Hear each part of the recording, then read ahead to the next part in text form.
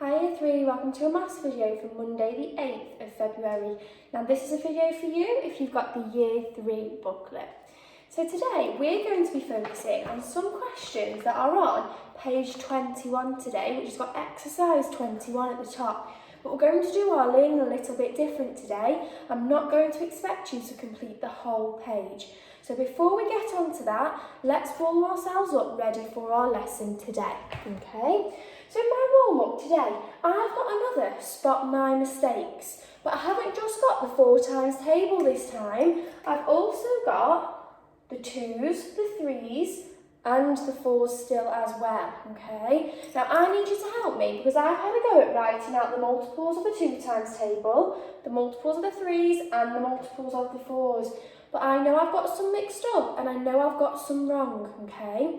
So I want you to get your purple books. I want you to write out the numbers that I have wrote on this board, and can you circle for me the wrong multiples, okay? So if we look at the 2 times table, I've got 2, 4, 6, 8, 12, 10, okay? So there's definitely 2 numbers wrong there, so make sure you circle them in your purple book once you've copied them down. Now when you've copied my numbers down and circled the wrong ones, I'd like you underneath to write out the 2 times table correctly, all the multiples of 2 correctly. Once you've done 2 times, have a go at correcting my 3 times table, okay? So write down the multiples of 3 that I've tried to have a go at, circle the wrong ones, and then write down the correct 3 times table underneath. And then do the same for the 4 times table. I can't wait to see if you manage to spot all of the mistakes that I have made. So pause the video now and have a go at my warm-up challenge. Okay, so let's move on to having a look at our learning for today. So our learning question today is, can I solve fraction of amount questions and apply my knowledge of the 4 operations? So we're going to be doing our learning a little bit differently today. So we're going to focus on solving fraction of amount questions, looking at fractions in more detail. So I'm going to set you some work to do in your purple book. And then we're going to move on to looking at the 4 operations so you can complete section A in your workbooks. So let's start off with the first part of my lesson, solving fraction of amount questions.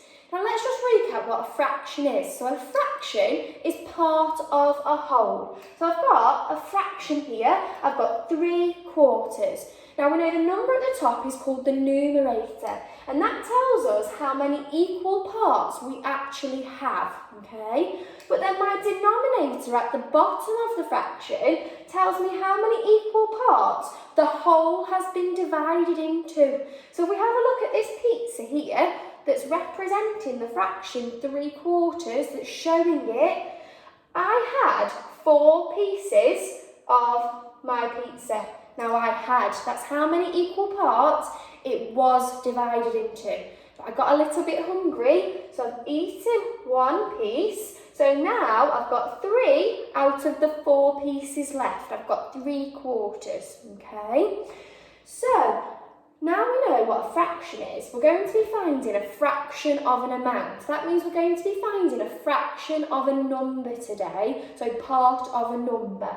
So if we have a look here, we'll be looking at these types of questions. 2/4 of 16 equals 8. And you can see here, my denominator, I split my box into 4 equal parts. So I've got a quarter, a quarter, a quarter, a quarter, because those 4 quarters make up 1 whole. And then I've shared my 16 counters equally between those 4 parts. And in 2 of those parts, like my numerator says, I have got 8 counters. Now if you remember, we saw the other day that 2/4 is the same as a half, okay? So, finding a fraction of an amount. One key fact, our denominator, which we know is the bottom number of the fraction, is for dividing, okay? Because we divide by the denominator and split into equal groups. So, first question, I've got half of 46. Now I know when we're splitting into half, we're splitting that number into 2 equal groups. Now you could get that number and share out 46 counters, but you'll be there a long time. And I know we're really good at school at finding half of a number, particularly because lots of us like to partition our number. That means we split it into its tens and its ones, or its hundreds, tens and ones if it has hundreds.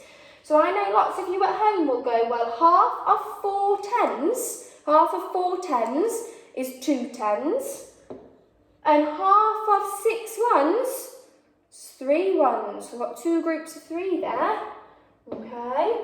So I know finding half of a number will be very easy for you at home. So we're going to be looking at finding a third and a quarter. So this is why I got you to practice your 2s, your 3s and your 4 times table, because our denominator is 4 divided.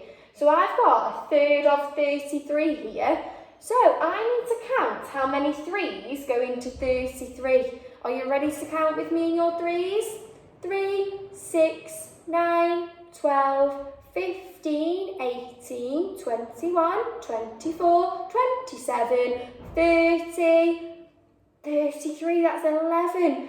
Okay, there's 11 3s in 33, and my numerator tells me I only want one lot of that 11.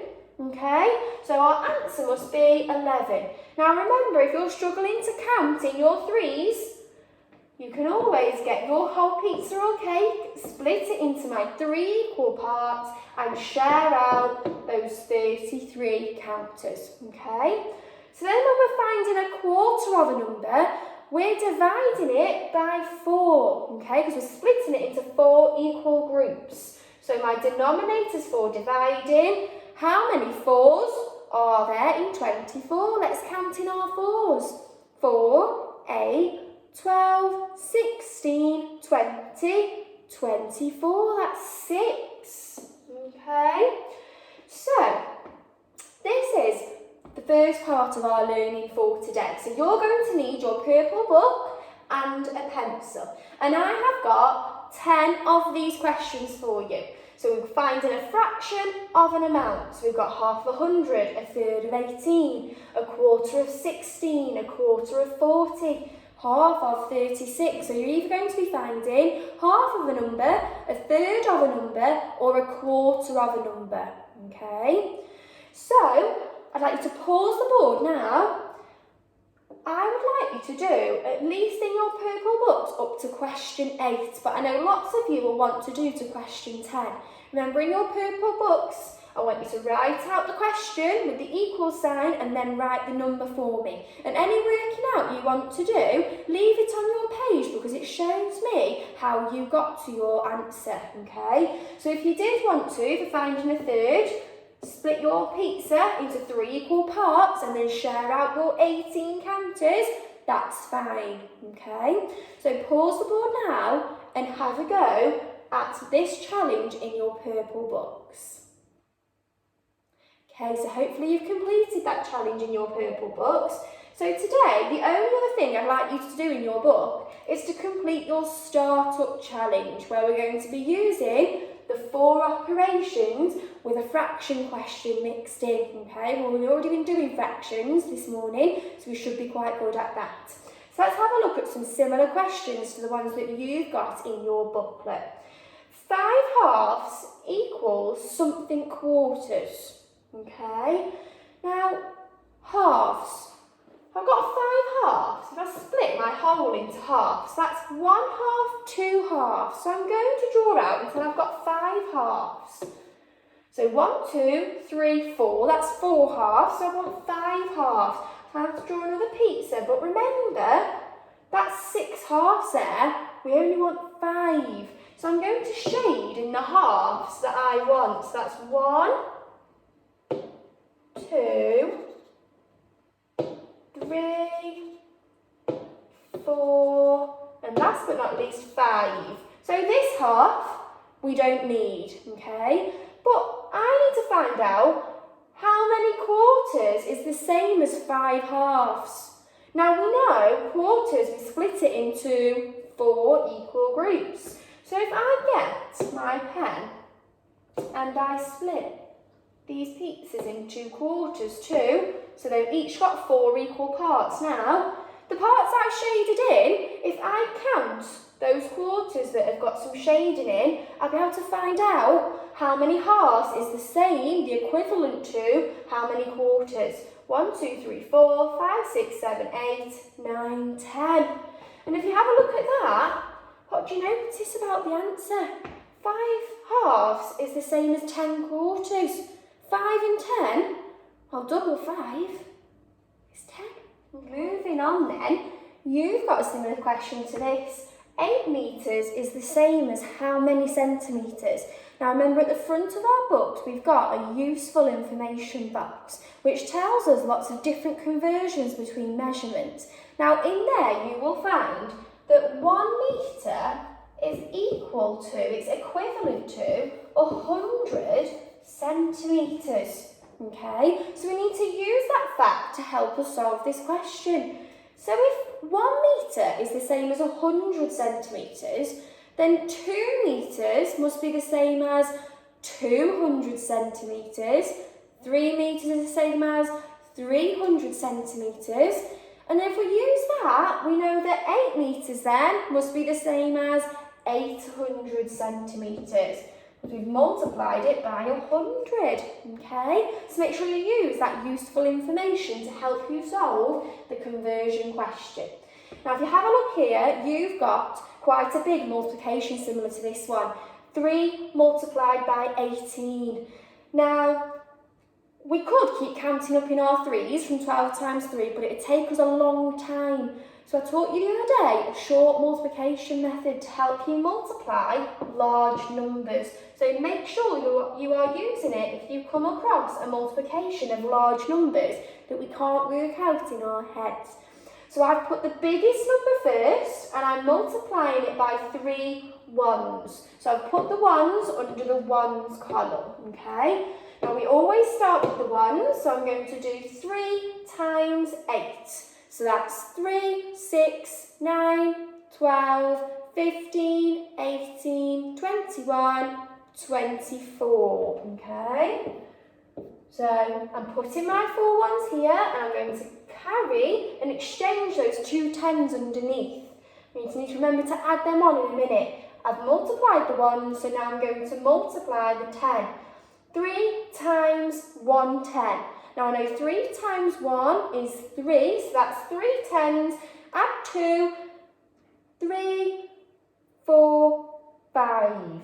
Okay? So 18 times 3 is 54. So make sure you're using short multiplication to help you with multiplying those larger numbers. Right. You've also got a division question where you're dividing by 10. So you're making a number 10 times smaller. So if we look at the number we've started with, if I write out my hundreds, my tens and my ones, we've got 220. We're going to make it 10 times smaller. That means each digit moves 1 place value column smaller. So my 2 10s there, my 200, there will move to the tens column.